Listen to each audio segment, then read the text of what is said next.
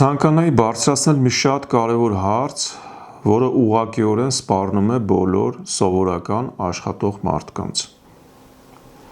Դրան դեռ ոչ ոք ուշադրություն չի դարձնում, սակայն ընդամենը մի քանի տարի անց ամեն ինչ կարող է փոխվել։ Ուզում եմ մի բան ասել, որ ձեզ այնքան էլ դուր չի գա, բայց մենք այնպիսի մենթալիտետ ունենք, որ դեռ 20 տարի առաջ մեր երկրում, եթե օրինակ փողոցում ինչ-որ մեկին պատմեիր, թե այս մարդը գիտնական է կամ բարդ սարքերի ստեղծմամբ է զբաղվում, մարդկանց մեծամասնության մոտ միտք էր առաջանում, թե նա մի քիչ ցնդած է։ Մենք այնքան պահպանողական ժողովուրդ ենք, որ մեզ համար շատ դժվար է ընդունել նորը, ընդունել օրինակ, որ գիտությունը տարեցտարի ավելի ու ավելի է զարգանում։ Երբ ես տաքսի եմ նստում օրինակ, տեսնում եմ, որ վարորդների մեծ մասը չի վստահում նավիգատորին։ Չնայած նրան, որ նրանք ամեն օր աշխատում են, ամեն օր համոզվում են, որ ավելի լավ կլիներ գնայի այն ճանապարհով, ինչպես որ նավիգատորն էր ցույց տալիս։ Բայց ենթագիտակցաբար այնքան չեն վստահում դրան, սա արդեն մենթալիտետ է, որ շարունակում են ամեն օր ինքնախաբեությամբ զբաղվել, թե իրենք ավելի լավ գիտեն, թե որ ճանապարհով է պետք գնալ, որ ավելի արագ տեղ հասնել։ Հենց սա հաղթահարել մեզ համար ամենադժվարն է, իրականության ընդունումը։ Այսօր արհեստական բանականության և ռոբոտաշինության զարգացումը մեզ կանգնեցնում է ընտրության առաջ։ Կամ դու հետ չես մնում աշխարհից և զարգացնում ես այս ոլորտները, կամ ուշադրություն չես դարձնում դրանց վրա և արդյունքում 10 տարի անց պարզապես ծառայում ես նրանց, ովքեր աշխատում են այս բարձր տեխնոլոգիական ոլորտում։ Նույնը վերաբերվում է երկրներին։ Այսօր տեխնոլոգիապես զարգացած երկրները 10-20 անգամ ավելի հարուստ են սովորական, ասենք, ագրարային երկրներից։ Ես նկատի ունեմ, որ մոտ 10 տարի անց այդ երկրները հարուստ կլինեն ոչ թե 20, այլ 100 անգամ։ Բացի այդ նույն երկրներն ունենալու են բարձր տեխնոլոգիական բանակներ։ Եվ տեսականորեն հետամնաց երկիրը չի կարողանա ոչ մի դիմադրություն ցույց տալ նրանց։ Զենքը ձեռքին, զինվորը կռիվ անելը արդեն չի լինելու, դա անցնելու է պատմություն։ Ամեն ինչ կախված է լինելու տեխնիկայի բարդության աստիճանից։ Հիմա է որոշվում, որ խմբում ենք մենք հայտնվելու։ Այժմ անցնենք երկրորդ նույնպես շատ կարևոր հարցին։ Այստեղ կոնկրետ այս հարցը, չգիտեմ, շատ ֆանտաստիկ ֆիլմերի համար հետաքրքիր սցենար կլիներ, բայց պես հարցով պետքա շատ մտահոգվել, որտեվ դա իրականում շատ լուրջ հարց է եւ հիմիկվանից պետքա արդեն ինչ-որ քայլեր ձեռնարկել, որ հետո մենք խնդիրներ չունենանք։ Ինչպես արդեն նկատել եք, ռոբոտները մուտք են գործում արտադրության բոլոր ոլորտներ։ Օրինակ ավտոմոբիլային գործարաններում ռոբոտներն արդեն զբաղեցնում են այն աշխատատեղերի կեսը, որտեղ նախկինում մարդիկ էին աշխատում։ Սա արդեն իրականություն է։ Ռոբոտները սկսել են աշխատել նաև գյուղատնտեսության մեջ, հանքարդյունաբերության մեջ, բոլոր այն ոլորտներում, ինչը վերաբերվում է ֆիզիկական աշխատանքին։ Ինչ վերաբերվում է մտավոր աշխատանքին, հավանաբար նկատել եք, որ արհեստական բանականության ծրագրերը կատարում են իրավաբանի օգնականի, ֆինանսիստի, բժշկի օգնականի, դիզայների աշխատանքը։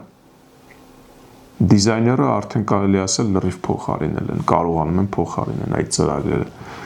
Արհեստական ուղեղը կամաց-կամաց սկսում է մտնել բոլոր ոլորտներ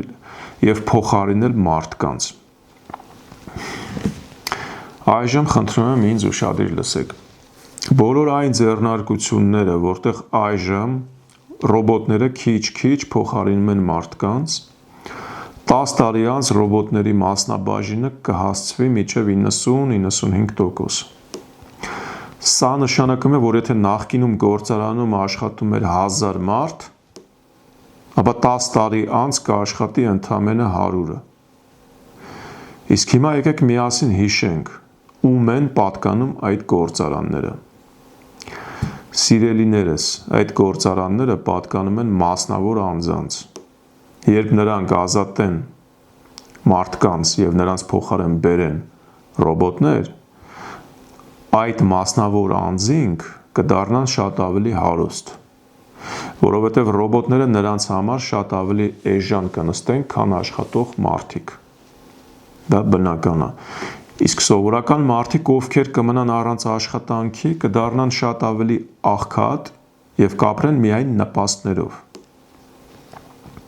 Ես սա չեմ պատմում ձեզ վախեցնելու համար, սա գիտության զարգացման բնական գործընթաց է, որից մենք չենք կարող փախչել։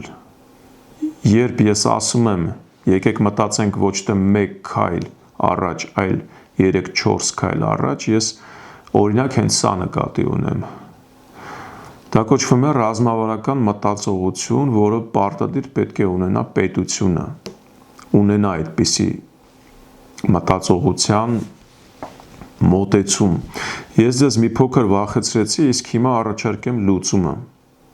Որպեսզի սովորական մարդիկ չմնան առանց աշխատանքի եւ չապրեն միայն նպաստով ապագայում,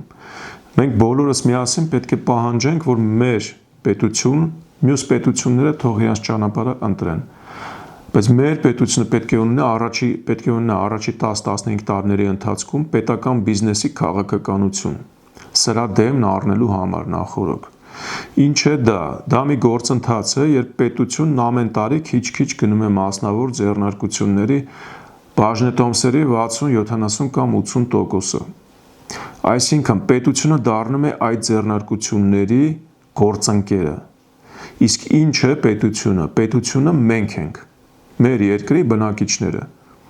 Եթե պետությունը դառնա բիզնեսի փայատեր, ապա մենք բոլորս միասին կդառնանք այդ բիզնեսի փայատերը։ Եկամուտներ կստանանք այն ձեռնարկություններից, որտեղ ապագայում ռոբոտներ են աշխատելու։ Մենք նստած ենք լինելու տանը եւ պարզապես գումար ենք ստանալու։ Ապագայում մեզ այլևս պետք չի լինի աշխատել։ Պետք կլինի իհարկե, բայց շատ ավելի քիչ։ Եթե մենք ընտրում ենք պետական բիզնեսի քաղաքականությունը, ապա այդ բոլոր ձեռնարկությունները կաշխատեն մեզ համար։ Իսկ եթե մենք դա չպահանջենք պետությունից, ապա ապագայում, երբ ռոբոտները լիովին փոխարինեն մարդկանց, մենք կապրենք միայն նպաստներով։ Կոպիտ ասած, մեզ կտրվի ամսական, ասենք 500,000 դրամ նպաստ, բայց եթե պահանջենք, որ պետությունը հետ գնի այդ գործարանները, մենք կստանանք ոչ թե 500,000, այլ 2 միլիոն դրամ։ Ճիշտ է, շատերը կարող է հիմա ասեն, դե տենց չի լինի, հետագայում, որ մարդկանց փոխարինեն ռոբոտները այդ գործարաններին կստիպեն, որ շատ ավելի շատ հարկ մուծեն ամեն գործից ազատված մարդու դիմաց եւ այլն եւ այլն։ Բայց իրականությունը ցույց է տալիս, որ տեխնիկայի զարգացման հետ արդարությունը, չգիտեմ, մարդասիրությունը այդքան էլ չի զարգանում։